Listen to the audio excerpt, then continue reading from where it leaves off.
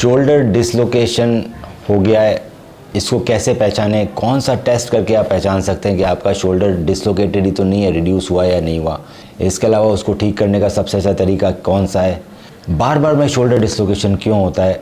बिना सर्जरी के इसको कैसे ठीक कर सकते हैं? इन सभी पे मैं डिस्कशन करूंगा। मेरा नाम है डॉक्टर मनु बोरा, मैं एक ऑर्थोपेडिक सर्जन और आर्थ्रोस्कोपी एक्सपर्ट हूं और आज हम शोल्डर डिसलोकेशन पे डिटेल में बात करेंगे। बैंकार्ड रिपेयर, एम्प्लीसाज, कितनी तरह की सर्जरी होती है। पहले जानते हैं कि शोल्डर डिसलोकेशन आगे होता क्यों है। तो दोस्तों, जैसे कि आप ये देख पा रहे हैं डायग्राम में, एनिमेशन के अंदर, ये मुझे हाथ की हड्डी दिखाई दे रही है, ह्यूमरस। ये ह्यूमरस है जो ट्रांसपेरेंसी, ये हमारा शोल्डर का ग्लिनॉइड है।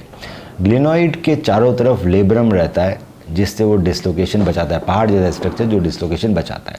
अब अगर आपकी एज 40 से कम है और आपका चोट लगने के कारण डिसलोकेशन हो गया, ये हाथ की हड्डी डिसलोकेट हो गई, तो देख रहे हैं ये लाल लाल छोटा सा लेब्रम फट गया। अब ये लेब्रम फट जाता है तो बार बार में डिसलोकेशन होता है। तो अगर आपकी 40 से एज कम है और डिसलोकेशन हुआ है तो चांसेस है कि वो बार बार में डिसलोकेट होता रहेगा। अब डिसलोकेशन जब होता है तो आखिर में क्या होता है, तो कुछ डायग्राम से समझते हैं। ये ग्लिनॉइड है, ये हमारा लेब्रम है, ये लेब्रम मेरे और मेरा इस शोल्डर का ह्यूमरस है, ये इसको डिसलोकेशन बचाता है। जब पहली बार जब डिसलोकेशन हुआ तो यहाँ से लेके यहाँ तक मेरा लेब्रम फट गया। अब ये लेब्रम बनाता है दोस्तों क्लॉक का मतलब है 12, 3, 6, 9। जनरली एंटीरियर डिसलोकेशन होता है तो 3 से 6 के बीच का लेब्रम फट जाता है, जिसको बोलते हैं बैंकार्ड टियर। इसके साथ साथ एक और प्रॉब्लम होती है कि जो हाथ की हड्डी जब यहाँ पे आई, तो जब यहाँ पे जब हमारी हाथ की हड्डी ह्यूमरस आती है तो हमारी जैसे हाथ की हड्डी यहाँ बाहर डिसलोकेट हो गई, तो डिसलोकेट होने के कारण इसके हाथ की हड्डी में भी खड्डा आता है जिसका नाम है हिल सैक्स। तो इस खड्डे को बोलते हैं हिल सैक्स और इसको बोलते हैं बैंकार्ड। अब ये जब दोनों ही चीज़ें प्रॉब्लम है तो दोनों ही चीज़ों का इलाज करना ज़रूरी है। ये बैंकार्ड जो लेब्रम है वो नीचे गिरा हुआ है, इसलिए बार बार डिसलोकेट, जितनी बार ज़्यादा बार डिसलोकेशन होगा दोस्तों उतना बड़ा हिल सैक्स आपका बढ़ता रहेगा, उतना ही ज़्यादा आपका लेब्रम में फटता रहेगा। लेब्रम फटने के बाद क्या होगा, ग्लिनॉइड टूटने लगेगा।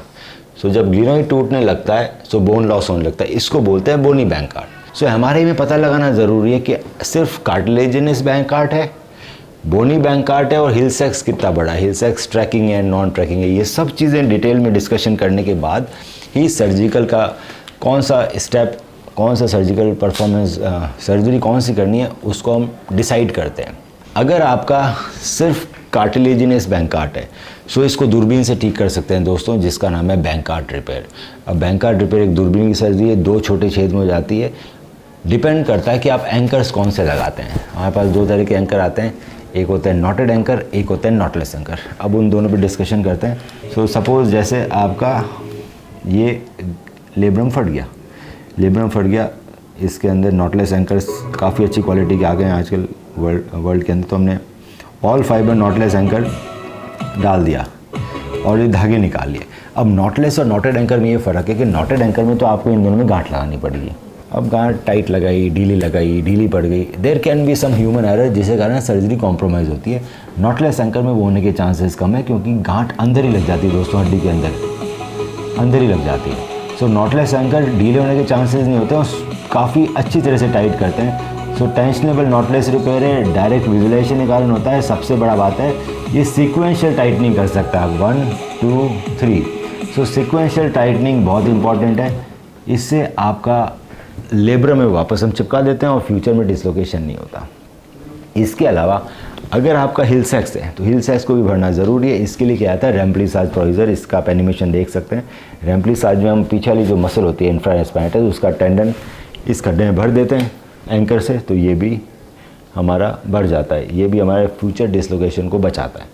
अगर आपका बोनी बैंकार्ड है अराउंड 20% के आसपास की, आपकी ग्लिनॉइड बोन लॉस 20% के आसपास हो गई है, तो इसमें लेटार्जे प्रोसीजर किया जाता है। तो कोरोकोइड जो होता है उसकी छोटी सी हड्डी यहाँ से निकाल के जहाँ पर डिफेक्ट है वहाँ पे लगा दी जाती है। लेटार्जे प्रोसीजर एक बोन ब्लॉक प्रोसीजर है।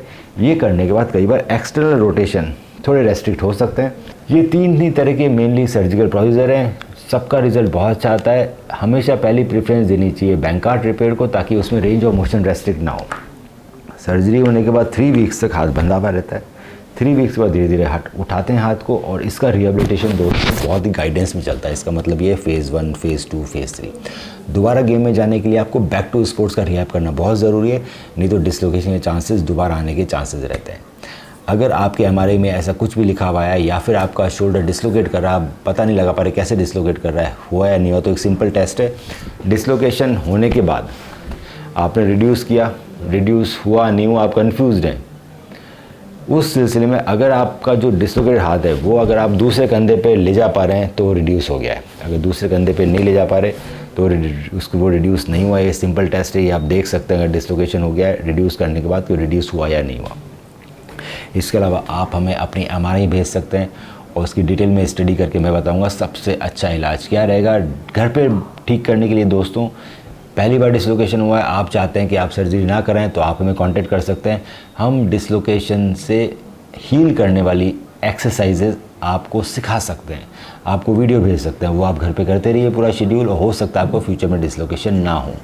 अगर आपकी सर्जरी हो गई हो और आपको रिजल्ट नहीं मिल रहा है या फिर आपको लगता है आपकी फिजियोथेरेपी बहुत ही सिंपल है, वो आगे बढ़ नहीं रही, प्रोग्रेशन नहीं हो रहा, एडवांस फिजियोथेरेपी नहीं आ रही, उसके लिए आप हमें कांटेक्ट कर सकते हैं। सो हमारे फिजियोथेरेपिस्ट आपको ऑनलाइन वीडियो भेज सकते हैं, ऑनलाइन हम सिखा सकते हैं, हम आपको वीडियो सपोर्ट से और ऑनलाइन सपोर्ट से पूरी रिहैबिलिटेशन करा सकते हैं।